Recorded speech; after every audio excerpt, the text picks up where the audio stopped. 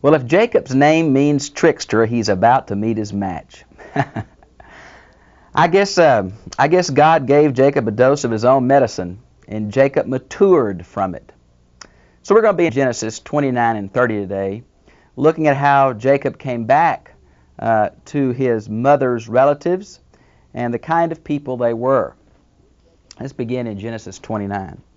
Then Jacob went on his journey. There's a unique Hebrew idiom here. It means to lift up his foot. You can almost get the picture. He was kind of just shuffling along the road, not really in a hurry. And boy, he had that Bethel experience, and now he's up on his toes. He's going down that road. You can almost see it. And came to the land of the sons of the east. Now this is found over in Judges chapter 6, verse 3 and verse 33. And it almost seems to refer to a nomadic desert tribe. And here it seems to refer to the people in the area of Haran. Well, I think what it probably is, it does refer to a nomadic desert tribe that was somewhere in that desert between Bethel and Haran. If you look at your map, Haran's the top of the Fertile Crescent, and there's some desert between there. So maybe that's where the sons of the east came from. And he looked and saw a well in a field, and behold, 3 flocks of sheep were lying beside it. For from that well they watered the flocks. Now a stone on the mouth of the well was large. Now this is just as cultural as it can be. These stones were, this either is a well that's a cistern and the rock was there to keep evaporation, or maybe it was really a spring and the rock was there to keep people from stealing the water. So the shepherds would come together, and probably would take several of them to get this rock off, and they would water their flocks and put the rock back on. Well, Jacob knew about shepherding, and it was unusual for flocks to be around a watering hole at noon. Usually early in the morning, but more likely late in the evening is when they were watered. So it's an unusual sight. And Jacob said to them, "My brothers, where are you from?" And they said, "We are from Haran." Now, of course, Haran is that city to which Abraham, when he left Ur of the Chaldees, moved with Terah and Lot to Haran. Now, they are both centers of the worship of the moon goddess Zen, or Sin. Her chief city is later going to be Tema in the northern Arabian desert. But right now, Haran was one of those. So Jacob knew he was close to where he was going. Boy, I bet he was excited. He had found the right place. Then he asked them, "Do you know Laban, the son of Nahor?" Now, isn't that funny? The son of Nahor? Now, who's Laban's daddy? Bethuel. His grandfather was Nahor. And that's one of the problems for trying to add up all the relatives in the Bible and put their ages and go back and find the history of the Old Testament, the dating. Because sometimes son can mean grandson, great-grandson, father can mean great-great-grandfather. It's a much more fluid term than the English relationship terms. Said, "We know him." And he said to them, "Is it well with him?" And what does that mean? Is he doing okay? Is he all right? And they said, "It is well, and behold, Rachel, his daughter, is coming with the sheep." Oh my, coincidence? Not on your life. Rise up, John Calvin. Boy, here he came to a field, asked some men, they knew Laban, and lo and behold, here comes Laban's daughter. Friends, if this isn't love at first sight, it's the closest the Bible comes to it, I want to tell you. And Rachel must have been an outdoors girl. Apparently one who could stay with the sheep by herself. Kind of a tomboy type, but must have been strikingly beautiful. Here she came with her father's sheep. And then verse 7, "Behold, it was high noon." And of course, Jacob, being a shepherd himself, he had stayed with the flocks close to home while Esau was a hunter. He knew this was inappropriate and couldn't understand why. "It is not time for livestock to be gathered. Water the sheep and go pasture them." And they said, "We cannot until all the flocks are gathered." And they rolled the stone from the mouth of the well. Then we can water the sheep. While he was still speaking with them, Rachel came with her father's sheep, and she was a shepherdess. And it came about that when Jacob saw Rachel, the daughter of Laban his brother, and the sheep of Laban his mother's brother, Laban went up and rolled the stone from the mouth of the well. Now, some of us said this is kind of like, you ever go to the county fair with your girl and try to hit that thing to ring the bell, show her how strong you are? Was Jacob doing that? Was Jacob trying to impress Rachel? Maybe he was. Kind of fits, doesn't it? He was glad about seeing Rachel. He was glad about seeing the sheep. Now, what does that mean? He was glad his father-in-law had some money? I think not. I think the fact that he was a shepherd and knowing his father-in-law was still a shepherd, knew he may have a place to help him, a place to pay for his wife, because he didn't have a dowry, and he was looking for a wife, and the cultural norm was a dowry. So maybe he thought, I can work for this girl. But boy, he's going to fall head over heels for Rachel, I want to tell you. He removed the stone and watered the flock of Laban, his mother's brother. Then Jacob kissed Rachel. Must have shocked the hound out of that girl. Now, we're used to kissing men on the cheek, and maybe women kissing women, but here's a stranger, just a strong stranger, pulled this rock off this well, watered her sheep, and then planted a big one right on her. It doesn't say her voice, but it says he lifted up his voice and wept. Don't you know, I bet she wondered what in the world, just got kissed by the stranger, and now he's crying. Well, the weeping Oriental men show their emotions much more than Western-oriented men. What's he crying for? I always get so tickled. I like to read the rabbis some, and the rabbis say, he was weeping because he knew Rachel would not be buried with him in the cave of Machpelah. Oh, croak. I think he was glad he was home, don't you? And I think that's what we're talking about. Other rabbis say he's mad because he has no gift to give. I just think he's thrilled to death that he's found the right place. God has led him right to the right field, and apparently right to the right girl. Okay, now here we go. And Jacob told Rachel that he was a relative of her father, that he was Rebekah's son, and she ran and told her father. She was thrilled to death. They didn't get back together much. It's been years since Rebekah had left home, and they hadn't heard from her apparently. I don't know if the letters were available. They were thrilled to death that a relative had come. So it came about when Laban heard the news of Jacob's sister that he ran to meet him. The rabbis, again, they're kind of down on Laban, say he only ran because he thought that Jacob had an expensive gift like Isaac's servant had years earlier. Well, let's give the man the benefit of the doubt. He didn't know about the gift, and he ran out to meet the relative. Embraced him and kissed him and brought him into the house, and then he related to Laban all these things. Told him the story, all that God had done for him. And Laban said to him, surely you are bone of my bone, flesh of my flesh, and he stayed with him a month. And Laban said to Jacob, because you are my relative, should you therefore serve me for nothing? Tell me, what shall your wages be? Now, obviously, Laban knew that Jacob had come for a wife. And obviously, he knew that God had promised to be with him and bless him. Now, Laban is going to be shown throughout this narrative to be a very manipulative person. Maybe he knew that Jacob would ask for a wife, and since he didn't have any gift, it was obvious he didn't, been there a month, no money, no gifts, he was going to have to work it off. So Laban kind of says, what will your wages be? Kind of entered in the discussion, brought it around to money and dowry and stuff. And Jacob said, now Laban had two daughters. The name of the older was Leah, the name of the younger was Rachel. There's been some discrepancy about the etymology of the name Leah in verse 16. An excellent commentator thinks she means wearied, tired. Maybe because she had weak eyes is where they get that from. The others say no, the word Leah means wild cow. Well, Rachel is a name that means a ewe.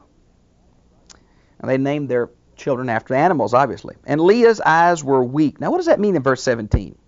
Well, it's a Hebrew idiom that means that she was more the wallflower type, and Rachel was more of the very beautiful woman who would arrest your attention, very attractive woman. Now Jacob loved Rachel, so he said, I will serve you 7 years for your younger daughter Rachel. Now friends, that was magnanimous. That was some offer. 7 years for this one wife. That was far beyond what was culturally expected. I've heard the commentators, I read several of them say, Jacob wanted to make sure he wasn't turned down. And Laban said, it is better that I give her to you than that I should give her to another man. Stay with me.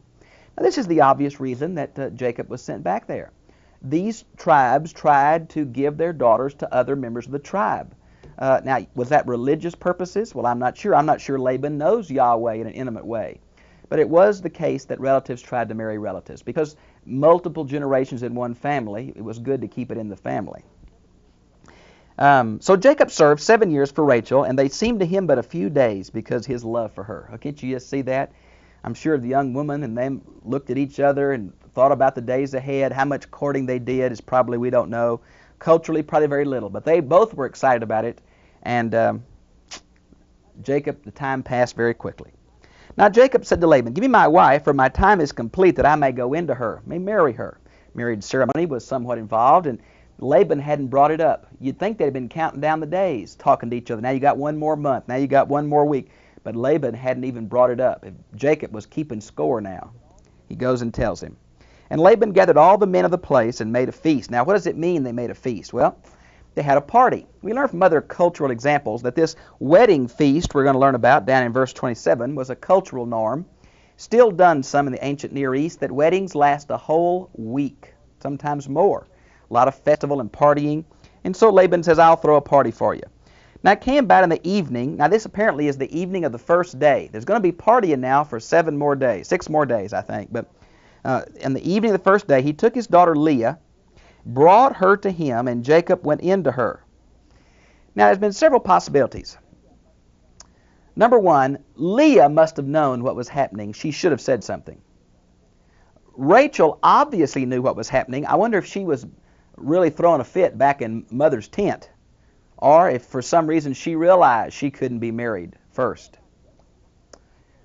Now, what about Jacob? Couldn't he tell the difference in these two girls after 7 years?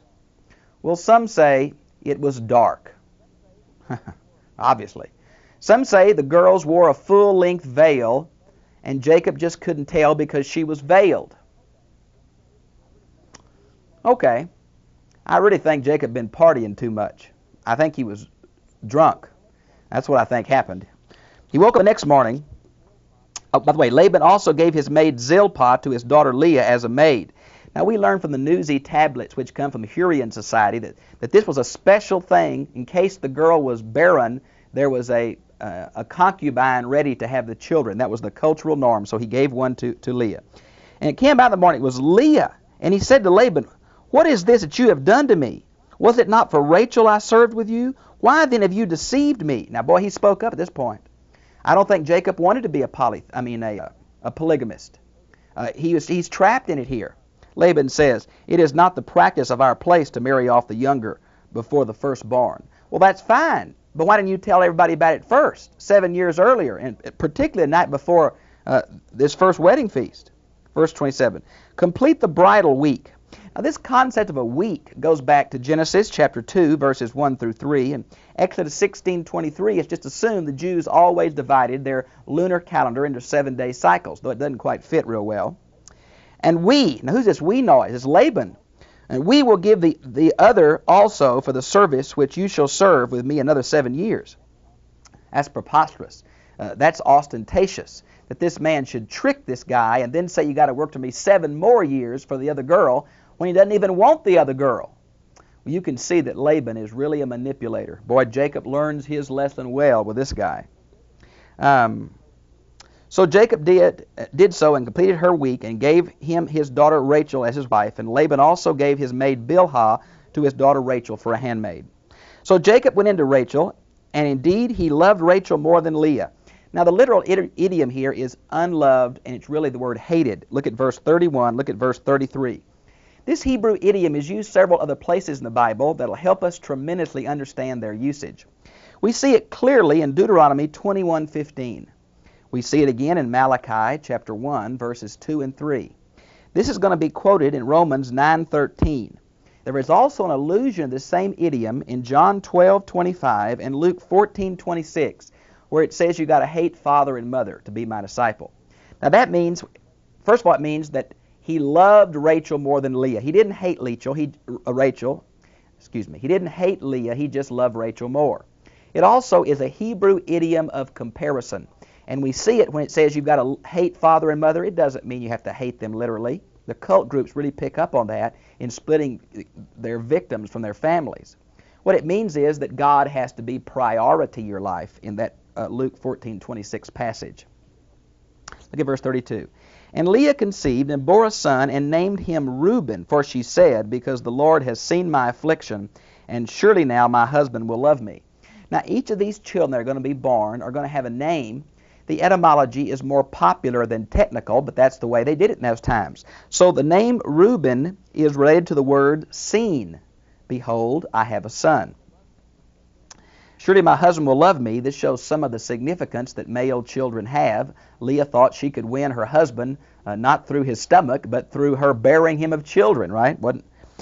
And she conceived again and bore a son and said, because the Lord has heard that I am unloved, he has therefore given me a son, and I'll name him Simeon. Now Simeon means I heard the report. So it related the word, I heard, the Lord has heard me. Okay? And there's the second name, Simeon. This boy Simeon is later going to be assimilated into the tribe of Judah very early. And she conceived again and bore a son. I tell you what, if Rachel may have been loved more, but Jacob seemed to be pretty fair about at least his sexual favors, because the one he didn't like as much is having all the kids. She conceived and bore a son and said, this time my husband will become attached to me. Now the word attached means joined together. And that's the root of the word Levi, the tribe of Levi. Therefore his name was Levi. And she conceived again and bore a son and said, this time I will praise the Lord. Therefore she named him Judah. Now we think the etymology of Judah, or literally Jehudah, is from the word praise, or maybe to say some praise publicly. Although we're not real sure of that, it's somewhat doubtful, but it's obviously the popular etymology of the word Judah here. Now, notice, if you would please, in chapter 30 where it says, now when Rachel saw that she bore Jacob no children, she became jealous. The Hebrew here is red in the face, jealous of her sister, and said to Jacob, give me children lest I die. She jumped all over Jacob. Was it Jacob's fault? Well, medically it may have been, knowing what we know today, but back then, Jacob said, I'm not God. He got kind of mad at her. Now, Rachel is barren, apparently, and that, as many of these patriarchs' wives have been. But notice, though God is going to have compassion on Rachel and later give her 2 children, it is Leah who the line of the Messiah will go through in Judah. Not the first son, the third son. The fourth son. Now, he's going to have pity on this barren woman, but barren's not a key to the lineage any more than being firstborn or secondborn is, right? Now, look what Jacob says. Then Jacob's anger burned against Rachel, and he said, am I in the place of God who has withheld from you the fruit of the womb? Jacob says, listen, don't get mad at me. I'm not God. And you say, well, Isaac earlier had prayed for Rachel. That's true. Rebecca. I get those names mixed up. Genesis 25:21. Yeah, but also Rebecca had waited almost 20 years plus for a child before she started griping too. So we see a little bit of Rachel's impatience here, I think, in this text. And he said to her, here is my maid Bilhah. Go into her, that she may bear on my knees, that through her I too may have children. Now, several things are important here. Number one, it looks like Jacob is manipulated by his wives. And he does it because this was the cultural thing to do. We learn that from the Newsy tablets. This little phrase, that she may bear on my knees, is not a literal description of the birthing position. It's a Hebrew idiom to speak of adoption. You might want to see Genesis 48:12, where used of Joseph's kids, Ephraim and Manasseh, with Jacob later on. So we know from the Newsy tablets, the Hurrian culture, this was the common thing. So the maid would become a concubine, and her child would be considered as Rachel's child. And she gave him Bilhah as a wife, and Jacob went into her. Jacob goes into everybody. He's got 12 kids, my soul, by 4 women. And Bilhah conceived and bore a son. And Rachel said, God has vindicated me, and has indeed heard my voice, and given me a son. Therefore she named him Dan. Now Dan comes from the word judged, or judged to be worthy. God judged her worthy, or vindicated her, is sometimes the way it's translated. So Dan means judge or vindicated. Let's see. Oh, and Rachel's maid, Bilhah, conceived again and bore Jacob a second son. I can see why she wanted one son, but what's Jacob still doing going into this other lady? She's a concubine now. He can go into her anytime he wants to. She's become a legal wife at this point. So Rachel said, with mighty wrestlings I have wrestled with my sister, and I have indeed prevailed. And she named him Naphtali. Now Naphtali is related to the word wrestling, or twisted. Now some translations think the word mighty here is the root of the word God, El. And so it's Rachel said, I've wrestled with God, and God's given me victory over my sister. But I think that's reading too much in it. So the word Naphtali simply means wrestling. When Leah saw that she had stopped bearing, she took her maid Zilpah and gave it to Jacob as a wife. My soul, it's all Jacob needs, another wife. because she wanted more kids, because that was really, she's in a competition with her sister now. Seemed like to me Jacob's being manipulated. When we get later in this chapter, you'll see why. And Leah's maid Zilpah bore Jacob a son, and Leah said, "How fortunate," so she named him Gad, which means fortunate or good fortune.